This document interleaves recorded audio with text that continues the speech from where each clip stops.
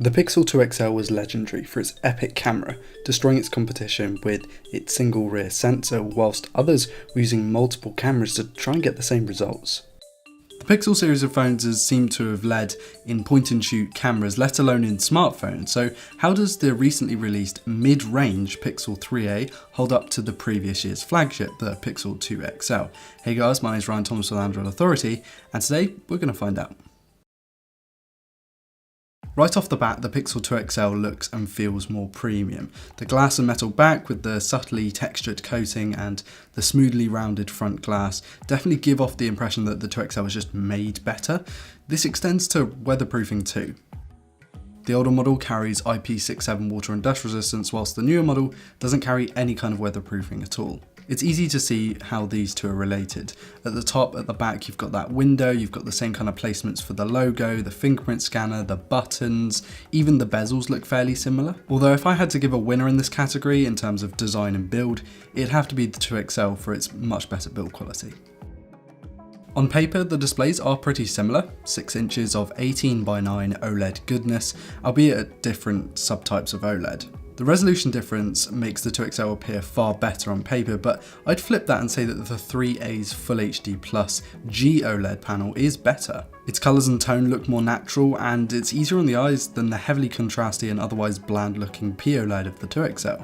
LG at the time were known for making pretty poor panels, and the 2 XL just happened to fall in the line of fire there. Sure, the 3a XL's display is of a lower resolution, but I find the overall experience to be better, the colours, the viewing angles and everything like that. The 2 XL does feature some better speakers because they are both stereo and front facing, whereas the 3a XL has stereo speakers, but it's more of a hybrid setup. But then the 3a XL gets one back again because it has a headphone port and the 2 XL doesn't. So if I had to round this out as sound and vision category, I'd have to give this one to the 3a XL for its better display and the use of a headphone port. Next up is performance, and this is pretty tricky to cover because although the Snapdragon 670 is newer and is meant to be mid-range versus the higher end 835 in the older 2 XL, they perform closer than you may have expected. Surprisingly, the 670 is actually based on the 845, which starts to make more sense when you see the numbers are so close. In synthetic benchmarks like Geekbench, they are basically a stone's throw away, and in gaming, the same story continues. The 2 XL does pull slightly ahead here, and one of the big benefits of going with the older model is the fact that you get a 128GB version instead of just the 64 that you get with the 3a XL, and since neither have microSD expansion, if you want more storage, you're going to have to go with the older model. Neither phone is going to give you the OnePlus breathtaking speed, but neither is actually going to disappoint you, and I found performance to be very good on both of these devices, but since the 2 XL pulls away here, we have to give that one to the older model. Battery life is thankfully a lot easier to compare because the 3a XL has a lower resolution screen, a more power efficient system on the chip, and has a larger battery at 3700 mAh. It handily pulls away from the 3520 mAh cell found in the older Pixel 2 XL, and I found battery life to just be a complete win for the 3a XL. Of course, neither is at that kind of 2019 standard, which is around 4000 mAh, but if I had to give just a clear winner, it would have to be the 3a XL, and neither feature wireless charging, which is a bit of a shame. The Pixel's biggest feature, its camera system, is something that is so contrasting on both devices that it's really weird. The older Pixel 2 XL likes to wash out colours more and add more contrast, and IMO give kind of a warmer image. Not to say that the 2 XL is bad, but it's just not quite up there, and I would take the 3a XL for its much better dynamic range, and with a newer sensor and updated software, that kind of makes sense.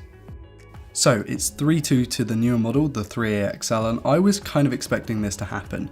Yes, I know that in the general gist of things, the 2 XL has some better hardware. It's got a much higher resolution screen, it's got a slightly more powerful system on a chip, and it's overall built better. However, the 3a XL is just that good that it's better than the old flagship.